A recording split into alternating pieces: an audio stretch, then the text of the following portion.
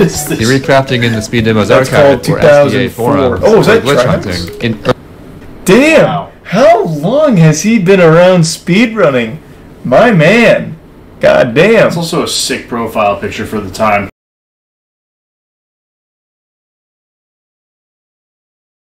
Released in 2002 for the Nintendo GameCube, Super Mario Sunshine brought the 3D Mario series from its roots into the next generation. With its bright and colorful graphics, simple yet memorable story, and extremely fluid mechanics. No pun intended. As with any game and part of a major Nintendo franchise, people would eventually take interest in speedrunning the game. An 80% speedrun of Super Mario Sunshine entails completing the 7th episode of each of the 7 main stages, which then unlocks Corona Mountain, the final level in the game. Timing would always end on the final platform ground pound in the Bowser fight. The game forces you to complete the shines in their intended order, so given that the game only allows you to skip Yonker Hills Episode 1, there would ultimately be 50 shines required to finish the game, including Airstrip and defeating Bowser. The first ever recorded full game speedrun of Super Mario Sunshine was completed on July 22nd, 2004 by a runner named Dragorn with a time of 1:59:49. This run's notable for being considered the first sub-2 completion of the game. However, it's also worth noting that this run was what's known as a segmented speedrun. In a segmented speedrun, the runner records the speedrun one segment at a time and is allowed to redo a segment over and over again until the desired result is achieved. Segmented runs were more popular back in the early days of speedrunning, as capture cards weren't exactly the greatest and probably couldn't record in high enough quality for a long period of time. So people would question, how interesting could the run itself ultimately be? Well, Dragorn himself left his own comments about his thoughts on Mario Sunshine as a speed game, and his first paragraph reads as follows. In retrospect, I would say this was a rather poor choice of a game to speedplay. The 2D Mario games have warp worlds and such that allow one to streak through the game in about 10 minutes. It takes 10 minutes just to get through the game's opening cutscenes. True. Even SM64 has tons of glitches and shortcuts for beating the game in under a half hour. This game, however, is the epitome of linearity. You can't do shines out of order, you can't skip them, except for the first one in Yonker Hills, and you don't even get to pick what shines you collect. You need the 7th one in each level. And this game just isn't conducive to shortcuts like SM64. So was Dragorn right? Is Mario Sunshine not worth speedrunning? Just to play Are the cutscenes just too unbearable? Is the whole game simply hover to win? Well, today, I'll be covering the history of how the hidden potential of Super Mario Sunshine speedrunning became realized over time. I'm Average Trey, and this is the world record history for Super Mario Sunshine in 80%. You know what I'm talking about? Nope, I don't remember that. I don't remember that zone. Oh, you have to like go down and like clean his like teeth and like they're gold and shit. It's so weird. So as you might imagine, Dragorn's segmented 159 has very unrefined movement. He seemed to have an irrational fear of water sliding, which, at its top speed, is the fastest form of movement in the game. Strategies used for Shadow Mario shines were also quite interesting. All jokes aside, this run definitely deserves respect for being completed in a time where there were literally no resources or community for this game yet. It's worth noting that even in 2004, the blooper race shortcut was known about, as well as hovering through the Ferris wheel in Pen 5. And also, the red coins in Gelato 6 were still pretty annoying. A few years would pass, and no 80% runs would be completed. All Sunshine activity related to 80% from late 2004 to 2008 would strictly be IL, theory crafting in the speed demos archive, or SDA forums, oh, is that glitch hunting. Damn! Wow. How long has he been around speedrunning? My man. God damn. It's also a sick profile picture for the time. Well, he's still using that profile pic. That's how I recognize him. That's amazing. Yeah.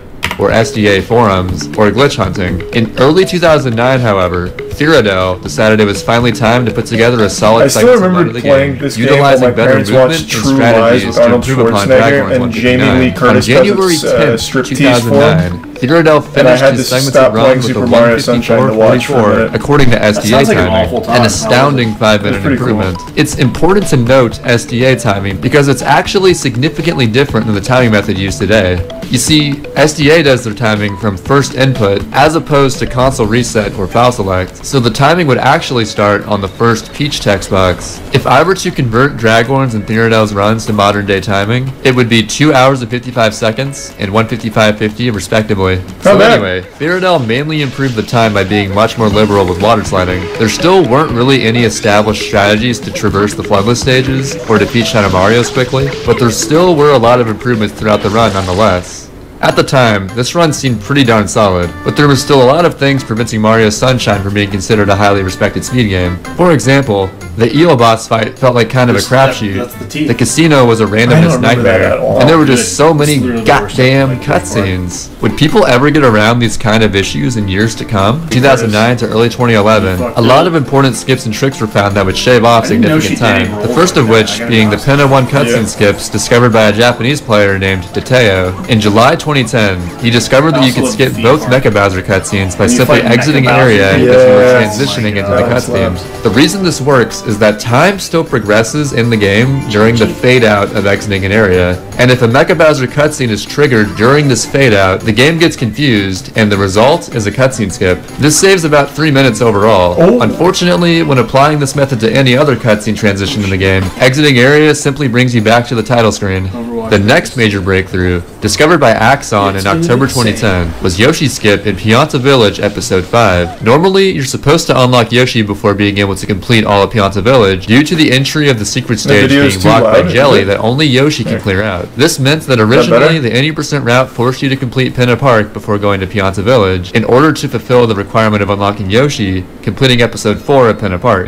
There are 2 spinning slot machines to deal with, on top of a finicky tile flipping puzzle that opens up the way to the secret entrance. Thanks to a discovery from Mano Cheese in February 2011, all of the random elements in the casino can be skipped by simply gaining enough height to climb over the top of the curtains. Without this skip being possible, Serena Beach would have undoubtedly been the most annoying world in an 80% run. Other smaller skips were also found during this period, such as Mole Skip in Pinna Park Episode 2, a Banana Clip in Serena Beach Episode 3, some major abuse of invincibility frames to skip a large portion of Pianta Village Episode 3, and a spring clip to skip the boss fight in Noki Bay Episode 2. So you know how I mentioned Japan earlier? It turns out that the Japanese were the original pioneers of what can be considered the modern era of SMS speedrunning. There were 2 dominant 80% runners that emerged from this region, Tobo and Chibi, who later changed his name to Sine Cosine, and I will be referring to him as such for the remainder of this video, just so that everyone knows that I'm not referring to... yeah, you get the idea. Both Tobo and Sine Cosine... Wait, are you telling me... that I'm not referring to... This wasn't in the Super Mario Sunshine though, was it? This iconic "Would you please be quiet" thing, wasn't this like some weird PlayStation 1 game? It was like fucking... Tomba 2. Tomba 2.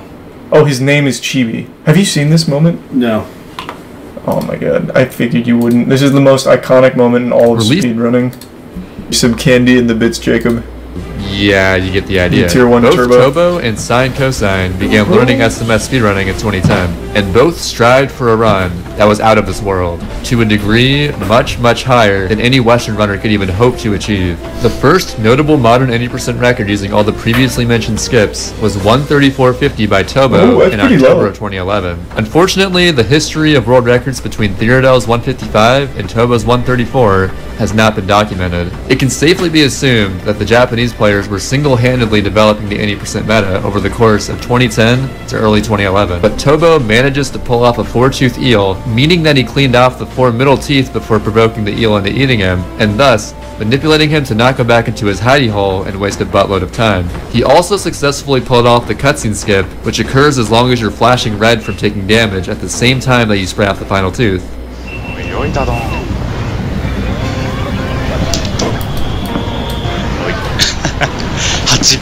Nice.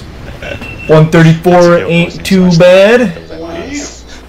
In a couple of months, Sine Cosine would fire back with an 80% speedrun that would set the bar extremely high. In December of 2011, Sine Cosine achieved a time of 133.01. This run was mind-blowing, to say the least. Such insane levels of consistency and execution had never before been seen in SMS. As a bit of an aside, I remember before I got into speedrunning SMS myself, as soon as I saw those windmill wall kicks, I knew this guy didn't mess around. Due to the nature of how Nico Live, a Japanese streaming website, handles broadcasting, God, I remember that both website. Tobo and Sine Cosine used a timing method that was acceptable at the time, later frowned upon, and then eventually deemed unacceptable on modern leaderboards. It wasn't segmented nor RTA, but they used what's known as time attack, or TA. A time attack run is a single segment speedrun that allows the runner to pause the game and the timer, and the runner can then resume the game and timer at any point that they choose. The reason this was convenient for Japanese speedrunners is that Nico Live forces the broadcast to segment at 30-minute intervals. Because of this, Japanese SMS speedrunners would complete 20 to 25 minutes of gameplay and at a given text box pause the game and timer and then segment the stream. While this did solve the issue of Nico's broadcasting system, there was a clear advantage to doing this versus doing an actual RTA. It wouldn't be until the latter half of 2012 that new world record runs would arise, as Sine Cosine's 133.01 was just that good for the time. Tobo got the record back on August 17th, 2012.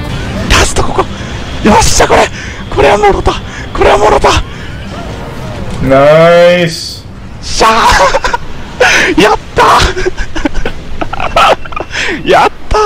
I like how happy he is.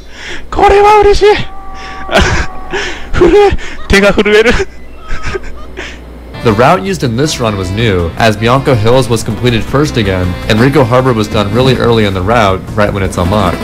He also utilized advanced ship movement in Pinna Park Episode 5, which has an extremely tight window to hover to the boat, side flip to the sail, and then spin jump to the captain. Rivalries and Sine Cosine then got a time of 132.31 on October 7, 2012, but unfortunately he either unlisted or removed the video from his YouTube channel. Tobo proceeded to tie this time on November 8th. Later in the month, on November 22nd, Tobo improved the record by 24 seconds, getting a 132.07. A notable strat used in this run was an improvement to a previously known banana clip in Serena Beach Episode 3. In May of 2012, your boy Graham discovered what would come to be known as the banana split. By backflipping into the glass wall and timing a throw, this was a much faster method of clipping into the pool room.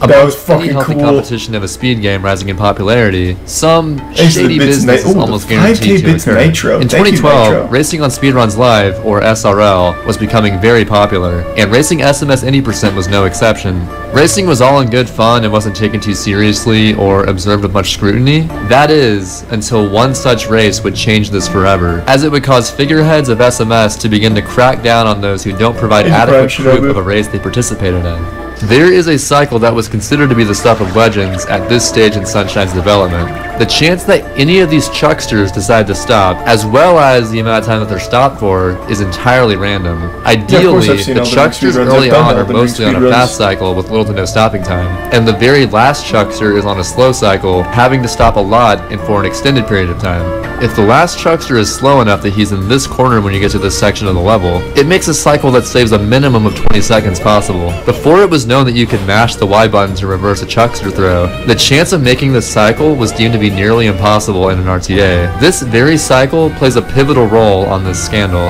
On December 14th, 2012, this Any Percent race took place. Now, you'll notice amongst these results that there was a runner by the name of Ramel123457 who got disqualified. Well, to put it simply, Ramel spliced a mid-131 run for a race, and streamed the video playback as his race proof. He didn't do this just out of nowhere, however. He had consistently good race times leading up to this moment, which were also most likely faked just to make his supposed world record race time seem more realistic.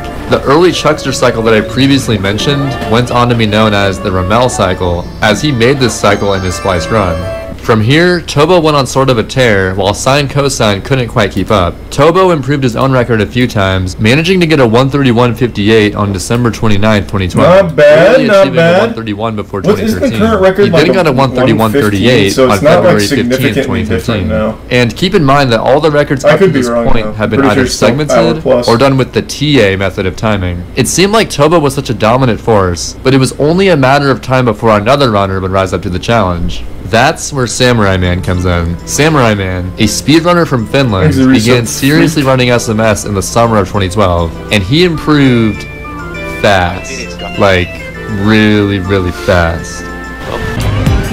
I'm sure it's not as wacky as you claim. Oh! Yes.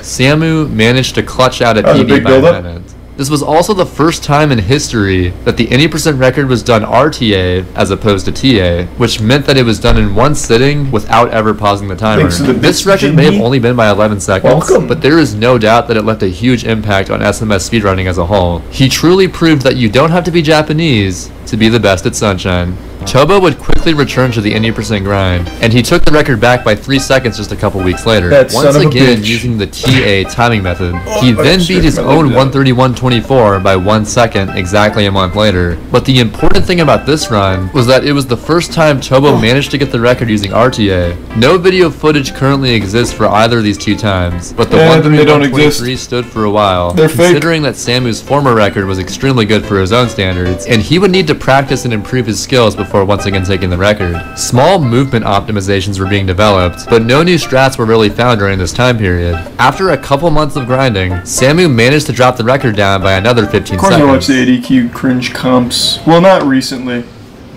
I haven't watched any for the last few years. There we go. A new world record. A new world record. Samu pulled this run off immediately after losing 2 PB pace runs in a row to Nokibe episode 6. Yes! That's so sweet. You love a good comeback story. Oh! You can't be serious.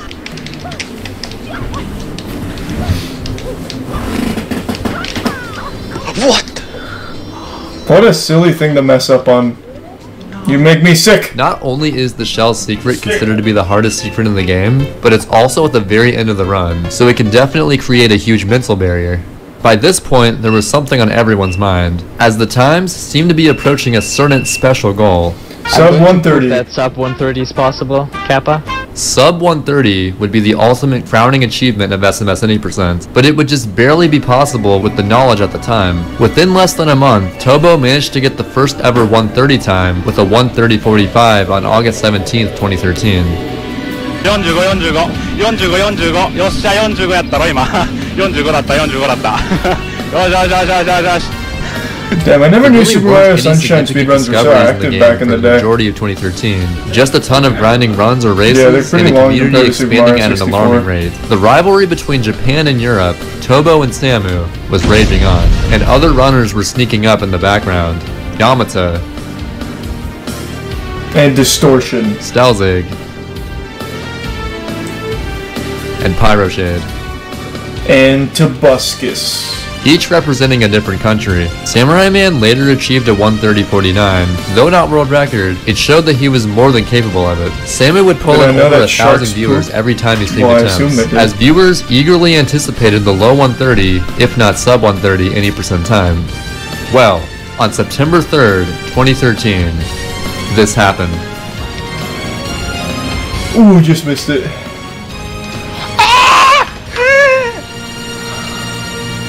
Well, this guy has like a big pop off and then immediately This went down as one of the most legendary speedruns of SMS in history. Samurai Man accomplished this run with essentially the same knowledge that was around for months, just with insanely consistent gameplay and fairly solid luck throughout. But how much did luck, or uncontrollable factors within the game, play a role? The variance in PD patterns in Bianca Hills episode 5 can realistically cost over 40 seconds, even up to a minute over the optimal pattern. And keep in mind that with less polished movement, Ramel cycle happened around 1 in 10 times, assuming you played perfectly. The Manta Ray fight in Serena Beach episode 1, which was barely explored, was essentially random and could cost you a ton of time. And finally King Boo, who can randomly give you extra cycles costing around 7 seconds each. Top level runners would almost need to get good enough luck overall, otherwise they would have to play out of their mind in order to compensate for bad luck. Amidst the race for sub 130, quite a number of strats were being developed towards the end of 2013 that would definitely help. Tobo himself discovered 2 strats within Pianta Village episode 4. He found that it was faster to keep holding the chain and pushing the chain chomp forward, as well as manipulating the chain chomp to go into the pool area and with a well-timed grab make him fall in. Awesome Games Done Quick 2014 came around, and as always with these large marathons, much of the attention within the speedrunning community shifts away from the usual streamers grinding runs to supporting or even attending the event itself. Well, it just so happened that a couple days into this marathon, while everyone was focused on the event and least expected it, this is what transpired in Japan. Oh Oh my god, he's gonna fucking do it!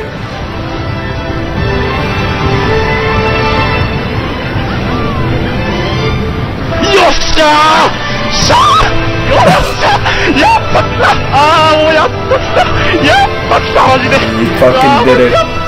He's a goddamn hero. Hey, Prime Shaggy. On January 6th, 2014, Tobo proved that sub 130 is possible with his run of 129.50.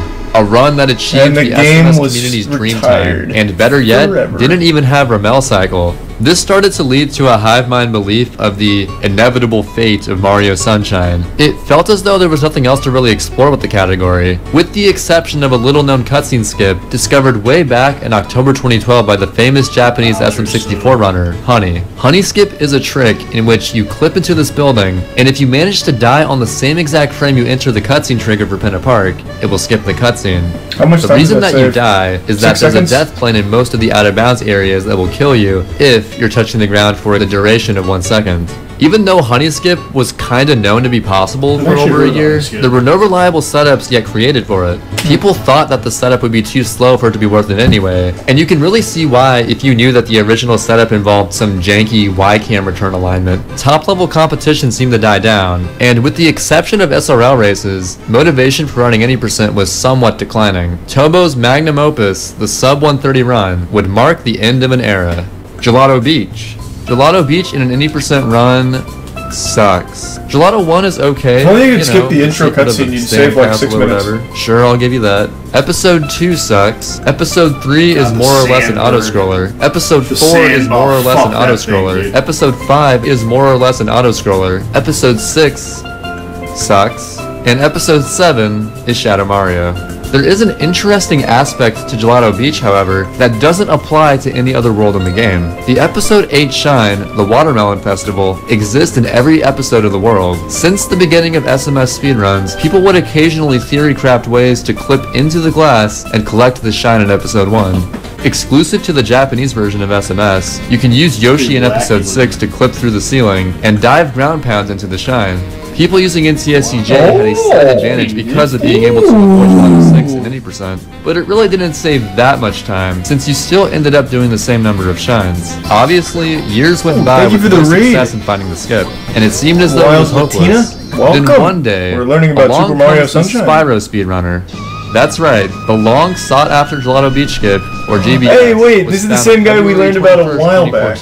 By Tobal1, right? Who doesn't even run SMS. This just goes to show that sometimes having a fresh pair of eyes is exactly what you need to solve a problem. I mean, this guy just goes around saving game speedruns. That also helps. While this may seem like an obvious solution, the reason it took so long to find was due to how precise the setup is. Not only does the angle require you to grab a straight edge and align the camera forward, but you must align the camera from this direction rather than this direction, otherwise it still won't work. The race was on as a mad dash to get some world records ensued. After gaining enough understanding of the skip to at least get it within 10 attempts or so, Samurai Man started doing runs as soon as possible. The first run that Samu completed using the skip resulted in a 1:24.24, a 5.5 minute improvement using a skip that saves 10 minutes. Obviously, there was a lot more work to be done. I previously mentioned that the United States was the weakest region by a considerable amount, but that wouldn't stop Paperorio1231, as he fully capitalized on this moment for the US to finally hold a world record at any percent. There will be like, oh my god, cannot I hate when people don't What the hell? vacuum the carpet.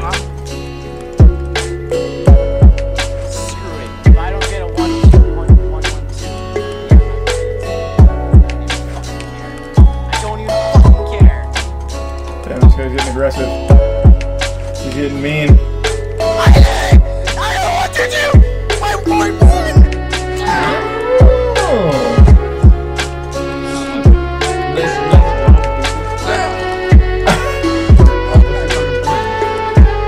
Very underwhelming solo. You need better hype man. Yeah, he says nice job. So the end cutscene doesn't count? Paper managed to sneak in a record for America, and a 122 at that. And as expected, a mere 20 hours later, Samurai Man got a time of 122.35. An improvement, yes, but still not even close to meeting his full potential. Tobo quickly got a run of 121.45, but of course, this still wasn't good enough to be worth highlighting. Within a couple of hours, Samu not only achieved a 120.36, but then a 120.32 immediately after that. It's like the 4 minute mile thing, man. Yeah, once you break it All on one February time, everyone else can 22nd. break The it. original GBS setup, which lasted for all of one day, involved using 2 coconuts, one to disable the hitbox of the blender, and the other to do the skip. As you can see, by this point, the 1 coconut method already became the standard. The very next day, Tobo managed to get a 120.08. So within just a couple of days of GBS being found, the record had almost been dropped down to a sub 120 time.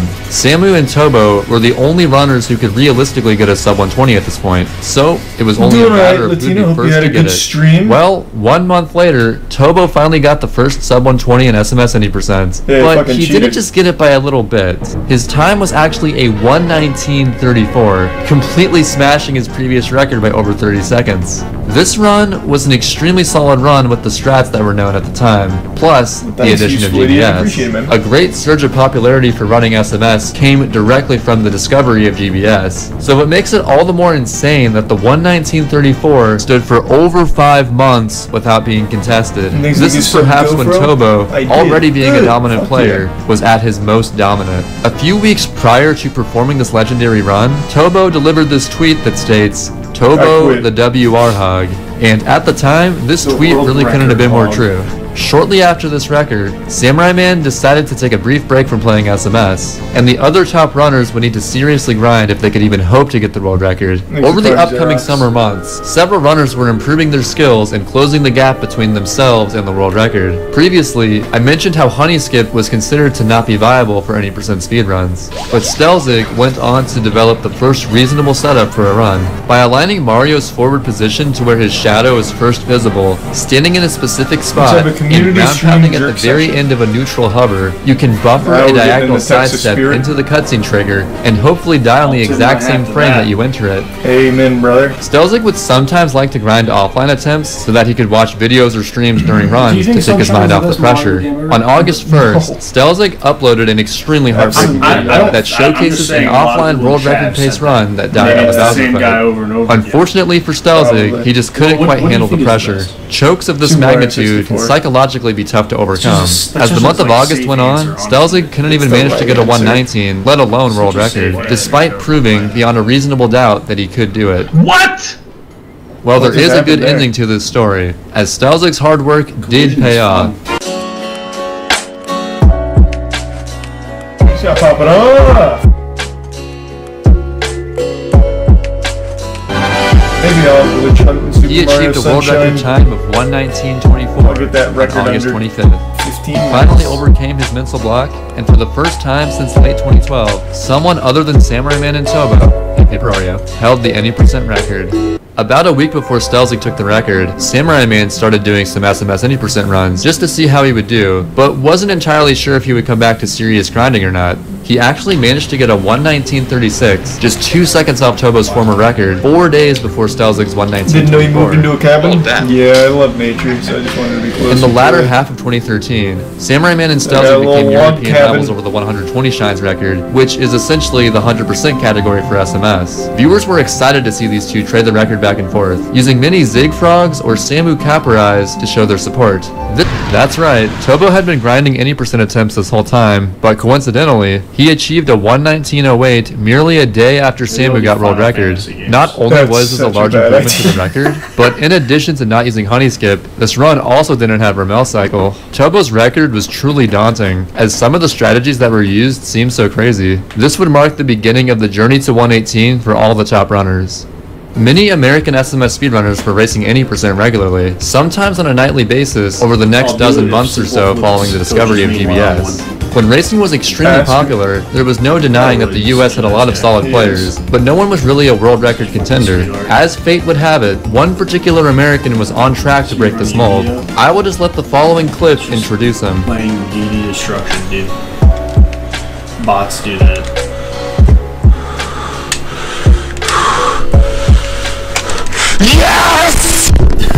Damn!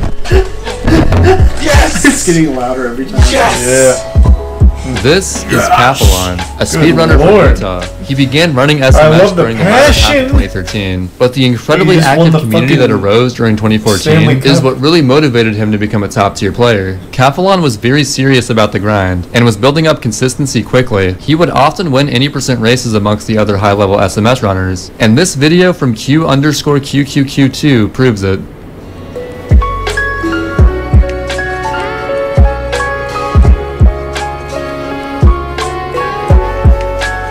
And then go to some of the other stuff. I just don't like to leave things unfinished. This face has just been staring at me all day. More importantly, the USA would leave its mark in SMS history.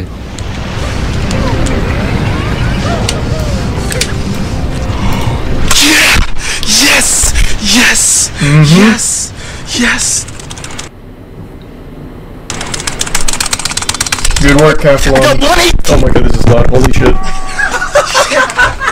Well, that is significantly louder than I expected. Capelon was the first American to put in the work to get a solid Thanks for world some record pizza. time. This run And was yeah, I've seen the truly show, Hard inspiring, especially for the Americans within the SMS community. Zach, you did it! Dude, world record hug, dude. Thanks for some Aaron. World record hug! Oh. My gosh, that's so awesome. This was an incredible That's way to so start off fucking 2015, wholesome. and the competition would only get crazier from here. Another Japanese player that I've mentioned a couple of times earlier in this video, Yamata, was a top 5 He's a tier player one for a bean sprout. remarkably long time leading up to this point. Yamata is known mostly for his skill in the 120 shines category, but of course, that skill can also translate to any percent. Yamata ended up tying Cap's world record on February 7th. Someone just brought this up in the chat again, and I just want to ask, because I didn't look any further. I'm sure I could, but I'll just ask you. The guy who set himself on fire at the Capitol building, did he plan on dying from it? Was his plan to literally self-immolate himself to death? Apparently he set himself on fire at the Capitol building to protest climate change, and I feel like going up there and literally fucking killing yourself doesn't really do much to further that goal. It was really common by the monks during Vietnam. But if I remember correctly, like that famous photo of the monk who set himself on fire, I don't think he died from it, right? Didn't he... I guess this could just be a myth. Didn't he get, like, the fire put out right after the picture was taken? Oh, he did die. I did not know that. I had always heard that he, like, got saved or something afterwards, or maybe I'm just completely misremembering. Tobo was back on top, but he wasn't yet satisfied with his record. At this point, you might be wondering why even some non-Japanese runners like Capelon are using the Japanese, or NCSCJ, version of the game. Shorter text. Well, there are some minor version differences when it comes to the any percent category. NCSCJ saves roughly a third of a second every time Think you Delfino said Plaza J? loads, and this adds up over the course of a run. However, NCSCJ loses nearly 10 seconds on Serena Beach Episode 6 due to a much stricter goop cleaning requirement. The PAL version, which is native to most other There's a countries outside branch. of North America and Japan, has the fastest text speed. Would you rather when using drown or Italian get set on text. fire? That being Drown, said, and it's the not even Delfino close. load Getting times set on from the fire is the Japanese most version painful still the experience biggest a human factor. being can go At through. this point in Sunshine's development, NCSCJ saved roughly 12 seconds over NCSCU, and even less than that over PAL. So overall, the version differences are extremely minor, but most people still found it necessary to play on NCSCJ to save every little bit of time that they could. Capelon didn't give up, as he pushed the record down another 6 seconds on April 2nd. Nice, Capelon! Can I put this call on Thanks for stream? some chickens in the prime now. page. World record! World record! World record! I can't believe this is even an argument. I believe there was a study done, like, of the most painful things people can experience. Fire is far and away one of the most painful. Because it just, like, the entire time, it is constantly hurting. The entire time. It is literally burning you to death slowly. It's slow like drowning, but a million times more painful. It just starts burning your fucking nerves. Like, it's not even close. Like, drowning, don't get me wrong, seems really miserable because since it's so slow and, like, choking for a long time. But fire, it's that same, like, duration. Like, it's still a long time before you finally die from it, but it is literally burning your nerves the entire time. It is an incomprehensible pain. I don't even know what brought this up with the fucking Super Mario Sunshine speedrunning, but yeah, fire is, I'm pretty sure, by far the worst. And a good point, you literally are suffocating too when you're getting burned alive. It's not like you can breathe, so you're still suffocating, just like with drowning, but with more pain. So let's introduce Average Trey, aka me. I come from the state of Kansas, and at this point, I was 19 years old. I was known for being the 120 shines guy, having held world record in that category extensively, and running 120 shines at AGDQ 2015. However, I knew that if I put in the effort, I could potentially get a sick 80% time, and maybe even world record. Throughout the month of May 2015, I challenged myself to grind nothing except for SMS 80% until I either got a 117 or the month of May was over. Just to make things a little more special, I also decided to use Facecam and called this month the May of Trey's Face. Going into this month, I was over a minute behind Calf's world record, but I was confident in myself to improve. It's important to note that this is the point where the timing standard in the West officially changed to what we currently use today, file select timing. This method starts the timer on selecting start on the file select screen rather than soft resetting the console, and saves around 7 seconds. Japan, preferring to stick to tradition, still uses reset timing to this day, so all Japanese players' times get converted as a result. Had file select timing always been the standard, then that would have meant that Samurai Man was in fact the first person to get sub 130. Anyways, I present to you the results of the May of Trey's Face. Who could forget that one?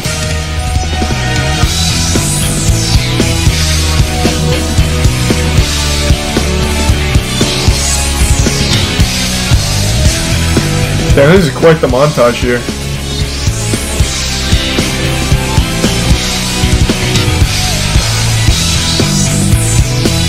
Tyler. Woo! With only a few days to spare in the month of May, I not only achieved the 80% record, but this was the first time that anyone has simultaneously held the record in the 4 main categories at the same time. 4 out of 4, US Trey. 2015 was, without a doubt, my strongest year in speedrunning, and it was super exciting to achieve a time that I was constantly doubting that I'd ever reach. Dude, I Shrek'd the calf. For now. But he'll be back. That is some Giga Chad shit. And oh, how right I was. Because only a couple weeks later, Cathalon improved the record to a 118.17. Juice. I actually didn't, I thought this was, shitty chrono of all time. Calf was on the grind for 117 at this point, since that seemed to be the peak time that SMS 80% would ever reach. On June 28th, Cathalon was on the run of his life. Things were looking good leading into Noki Bay, but in the very last episode before Corona Mountain, things took a turn for the worse. Oh. What a disaster. How? No. I'm sorry. This run could have been 117, but Cathalon choked the Shadow Mario quick kill, costing him about 12 seconds. This was definitely the most depressing world record in SMS history, and something that Cathalon will probably never live down. This shit is forever. I'm sure he's over it by now. It's so unhealthy to hold a grudge like that. Thanks for watching. People. Oh. So you may be thinking, well, yeah, that's sad and everything, but there's nothing stopping Cathalon from just grinding more attempts and finally achieving the legendary 117. Well, that would be true, except at this point, a revolutionary discovery for 80% was in the works. A majority of the group of SMS runners known as the Good People were responsible for putting the pieces together and making a certain skip and pin apart possible. Dan Salvato, famously known for his work in modding Super Smash Bros. Melee, created a practice codes hack for SMS. Using USB or SD card loading, one could load the game with these codes and use them to reload stages instantly by holding a certain combination of buttons and exiting area. These codes were extremely useful for making practice more efficient, cutting out the wait time of exiting and re-entering a level. Another feature includes position codes, which allows the player to save himself at a specific location using the left D-pad, and then using the right D-pad, warp to this point from anywhere in the level. On July 12th, Sided Williams asked Clayton SMS to test something using practice codes and pin apart. He wanted him to position code himself in the loading zone for the Pin 6 secret. Pyroshade discovered that platforms created from spraying an enemy with Yoshi's juice could pass through these invisible walls into the unloaded park. It would have to be a platform created by a purple Yoshi, as pink platforms only raise up vertically and orange platforms are stationary. I forgot platforms raised at all. In Pin Park Episode 2, there are bullet bills that get shot at you in series of 3, and these bullet bills will even shoot into the unloaded park if you're standing in this area. Cathalon then realized that by standing on horizontally moving Yoshi platforms that are able to pass through invisible walls, Mario could actually stand on the platform and be unaffected by the unloaded park. And it was at this point, people knew that this skip could actually become a reality. So here is how the skip should work in theory. First, you would unlock Yoshi by completing episode 4 of Pinna Park, then go to episode 2 to perform the skip. You would eat a durian in order to turn Yoshi purple so he can create platforms that move horizontally. Then, you would use a glitch known as fruit storage to store a fruit that turns Yoshi orange. In order to do fruit storage, simply grab a fruit with Yoshi's tongue and dismount Yoshi before he actually eats the fruit. This allows you to eat the fruit from any point in the level that you'd like. After storing a fruit, use another fruit to clip into this door. The standard black bullet bills will never give you the proper angle to reach the Yoshi go round, but there are special purple bullet bills that can spawn randomly, which have homing properties. And bam, you've effectively skipped the entirety of Pinna Park episode 5. Is it that big of a time save? The first person to actually pull the skip off on console was Kenny Cola. So there you have it. You can now access Corona Mountain with 43 shines instead of 44. It goes by a variety of names, but it's most formally referred to as Early Yoshi Go Round, or EYG. If this skip is done optimally and with first cycle purple bill, it could save up to a minute. But here's the thing, oh my God, people thought this skip would only be possible on the NTSC-U and PAL versions of the game, as NTSC-J doesn't have fruit storage. But a day later, Jared's Giants discovered that if you set the fruit that you used to clip through the door in just the right spot, Yoshi could eat the fruit through the door. Not only did this save time since you could use one fewer fruit in the setup, but it made this skip possible on every version of the game. Later that same day, Cathalon got a 117.55, making his quest for 117 bittersweet, as he never quite managed to get it without a major skip. The biggest problem with EYG was readily apparent: the luck factor. It could literally take over 10 cycles before any purple bill showed up in some cases, as you're never guaranteed to get any purples on any given cycle. This skip adding yet another major element of luck to the run was extremely troublesome. On July 24th, Ndide left his first impact on SMS any % world record history, getting a 117.50. Dide actually skipped 118, which is nothing short of insanity. No one could have seen this coming. This dude, who streams with compressed splits and doesn't even record his game audio, just came out of nowhere and swept up the 80% record. And people wondered, why is there no sound? Well, the answer is, because there is none. A couple weeks passed with no new records, which is surprising considering there was so much time that could be saved. EYG was just so difficult and random that it was hard to clutch out a world record run. I took the record back on August 11th by finally getting a decent run with EYG. Didn't get Goops. World record! Thanks for sub Trey G. USA. Nepal is back.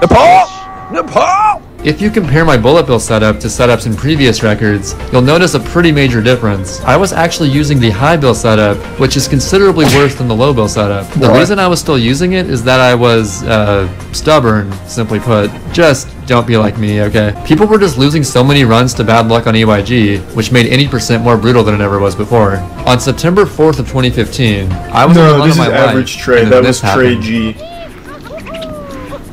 Really? Is that going to be the death of the one cycle? Oh shit! No ledge grab? Despite choking what could have been a solid run for the time, I still ended up getting a new record of 117.32. World Ricky with the worst late game of all time. God, this guy's a fucking machine. God damn it. I was pretty disappointed to say the least, knowing what this run could have been. Well, wouldn't you know it, Tobo once again took his throne back, getting a 117.25. It's truly amazing how Tobo had been around for 5 years at this point, and was still able to break the record every now and then. Tobo had this strange sense of pride regarding his times, however. Being that he is Japanese, he stuck with reset timing along with the other Japanese runners. So to him, his 117.25 was actually 117.32, which only tied my record. He wanted a time good enough to beat the record by at least 7 seconds. Because of this, he still didn't feel it was necessary to highlight his run, and kept on grinding to improve the record further. It wouldn't be a true SMS history video without mentioning a Japanese player named Zelpiku Kirby. He is undoubtedly the best TASer of Sunshine, making an any % tool-assisted speedrun of 109.10 back in April 2014. So that's the theoretical on October 22nd, Zelpiku discovered what would come to be known as rocket storage. You can cancel the blast off of a charged rocket nozzle with the landing animation from a jump, and then sidestep off a ledge to use the stored rocket. The height gained from this is even higher than a regular rocket, and furthermore, you can charge a rocket during the ascent to gain some additional height. Damn, okay.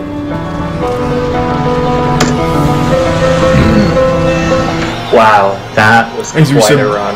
Jay? They're cheering for me. They're cheering for my sub 140. It's always Bouncy so Boy cool started to running watch Mario the old Sunshine runs in the compared summer to of new ones. 2014, and over the first year of his streaming career, he would stream practice and attempts of SMS daily with few exceptions. B-Boy improved extremely fast due to not only the amount of time he put into practice, but the effectiveness of his practice. He was a major proponent of individual world runs. IWs are useful for practicing consistency that individual level practice alone can't exactly provide. At the advent of EYG, he was already a top 10 player, and the new skip further motivated him to push the brink of what he knew he could accomplish in SMS. Whoa! I really thought that was going to be 009 soundscape, or sound system, for the ultimate throwback. Exclusive Hammy.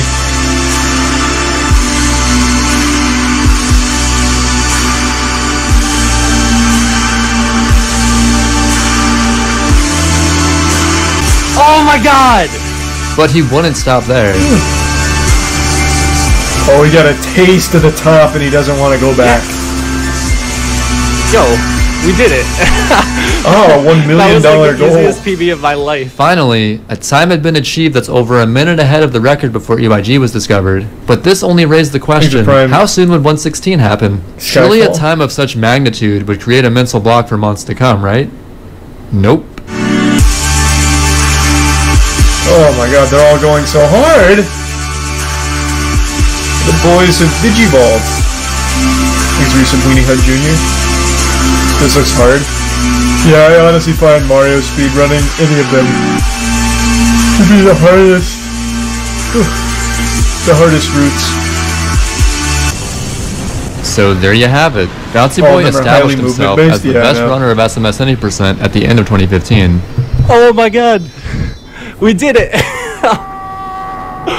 Holy shit! B-Boy amassed an impressive following on Twitch, thanks in large part to his passionate dedication to SMS any %. The 116.49 lasted for a significant amount of time, as it wasn't until the latter half of February that it would finally be beaten. Tobo was truly a machine. It's rare that such an old-school player of any game can hold up to a much more difficult modern standard. They often say that you can't teach an old dog new tricks, but this old dog could adapt to just about anything.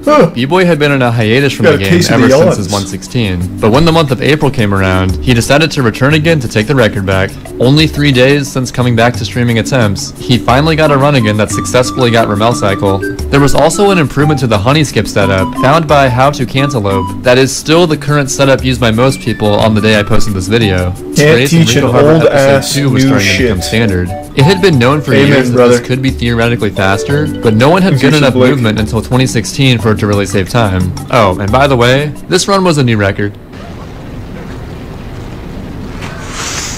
Yes!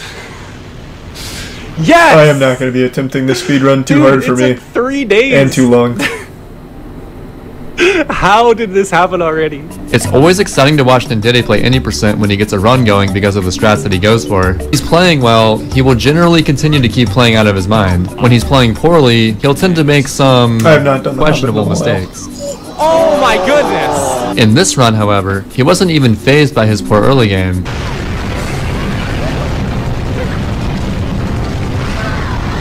Hey! Speedrun, but he wasn't quite satisfied with this time. As I said early in the run, this run sucks. I'll get 115. He's get some pie guy.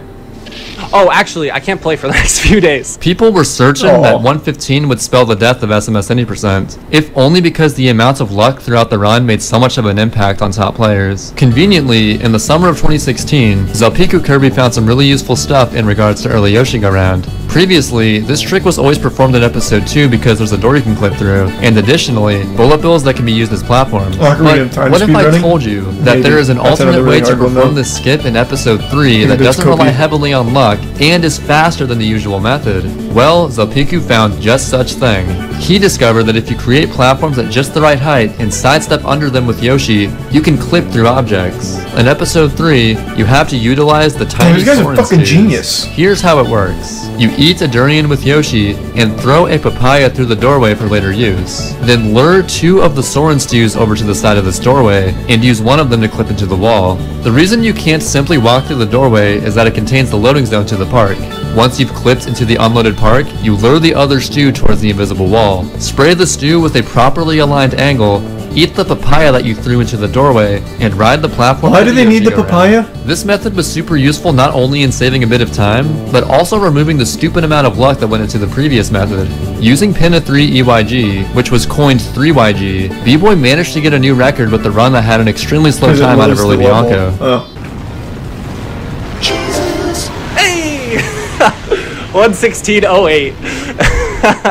This run had a 17-minute Bianco 5. Are you fucking kidding me? SMS was on the cusp of seeing a 1:15 completion, and Bouncy Boy, Tobo, and Ndide all had the potential to get it. The strats that top players could go for to save 1 to 2 seconds were getting pretty ridiculous. I would like to reiterate just how crazy Ndide is. He will truly go for whatever it takes to be a little more optimal than everyone else. And this is the turning point at which all of that patience with going for the best strats really started to pay off for him. The final strat that I would like to formally talk about in this video is the fastest cycle that humans can go for in Noki Bay episode 6, the shell secret. Referred to as ham cycle, it's possible to go fast enough in the first section to actually reach the side of the green peg on the spinning block. As seen in this IL from 2015 by Pyroshade, no one would even think of going for this strat outside of IL attempts. Except for Ndide. On July 23rd, Ndide got the first ever 115 in Sunshine any percent. God damn. He's so clean. But in his eyes, there was still much more potential for improvement. Considering that 3YG was a thing, and luck was no longer an issue in Pennant Park, he was only scraping the surface of how low he could push his time. After achieving 1:15.54, Ndide was already saying that 1:14 was possible. People laughed at him, but little did everyone know that Ndide was about to prove him wrong.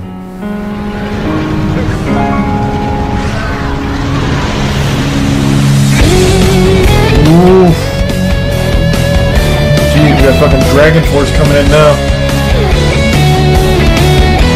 It's running popular in the recent injections. Ooh.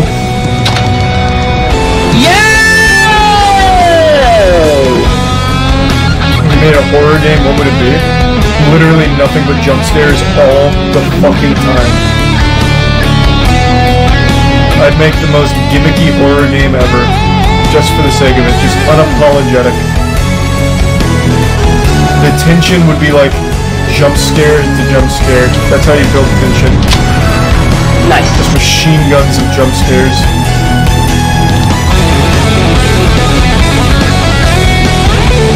Oh, is the video still loud?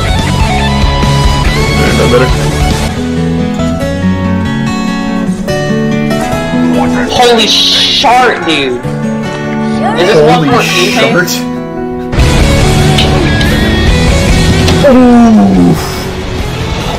Oh my god, dude! It was pure insanity what Ndide accomplished in 2016. As it turns out, it was a brilliant strategy to go ahead and learn the hardest strats immediately, as it clearly helped him in the long run. Before Ndide started rising up, no one could have seen it coming that a 1:14 would possibly happen at all, let alone in 2016. Some of these strategies are very all or nothing, and it can be hard to justify going for them if it only saves like 1 second. But a single second saved on multiple levels can add up very quickly. Ndide seemed to be slowing down the momentum a bit now, as a few months passed in 2017 with no new PBs. Other top runners had to simply work towards closing the gap between their times and the daunting 1:14.58. A Japanese runner named Leviton was improving surprisingly fast in the spring of 2017. Leviton had been around as early as 2013, but he took a break from the game for about a year. Thoughts on oatmeal raisin cookies? Leviton became good enough to even contend for the world record, which he proved in his 80% speedrun in 1:15.05 without Rommel cycle. The nuttiest thing about Leviton is that he went for relatively basic strats for a top player, but was extremely consistent at pulling them off in a single run. He could achieve times that were within 2 minutes of his sum of best segments, which is pretty much unheard of for any other runner. Well, on May 9th, Leviton got a 1:14.55 and finally took the record. Kind of. Not officially. Unfortunately, he completed his run offline, that shouldn't count, and he also had a recording issue that prevented him from having video proof. Yeah, that doesn't count. As a result, his time was not allowed on the official leaderboard, as world record times must have proper video proof, no exception. Well, yeah, I mean, obviously, I feel like there's almost no good reason anyone could give for why a speedrun should be accepted without a video. Like, there's literally no argument that can possibly be made to say, like, no, I actually don't need the video to prove it. can just make shit up. All we got was a screenshot of his splits on Twitter, and a glint of hope that someone could finally best Ndide's long-standing dominance. People were a little annoyed, knowing that there was a time that was unofficially better than the current record displayed on speedrun.com. Later in the month, however, that would no longer be an issue. Who did it? Damn, he fucking slapped it. Yes! Yes! I did it. Ndide had actually been grinding 80% for the entirety of 2017 after this point, and finally, after 5 months, improved his PB again. That is a true testament to how insane the 1:14.58 was. But funnily enough, this record actually had a death in Bianco 6, which to me only further shows how insane Ndide's skill level is. Fucking god. Ooh, that must have lost like 5 seconds, if not and more. As of today, that's where the 80% record stands, at 1:14.40. SMS speedrunning went through a variety of eras in which different runners reigned supreme. And I'm certain that as time goes on, there will be a new generation of Sunshine runners that takes the game to an even crazier level. The potential of how high the skill ceiling can get is even higher than people might realize, as the movement in this game lends itself to a seemingly endless amount of possibilities. Yeah, the movement is nice, it's just I remember the controls not being as tight as Super Mario 64. Only behind Mario 64 and the Ocarina of Time. SMS could have easily fallen under the radar if not for its amazing community involvement over the years. That was great. Chat's saying it's a 113. So there's now 4 runners who have got sub 114. You beat it though? Fuck no, I can't beat it. I was just saying I was hoping there'd be like some crazy shit that was found to get this speedrun like really like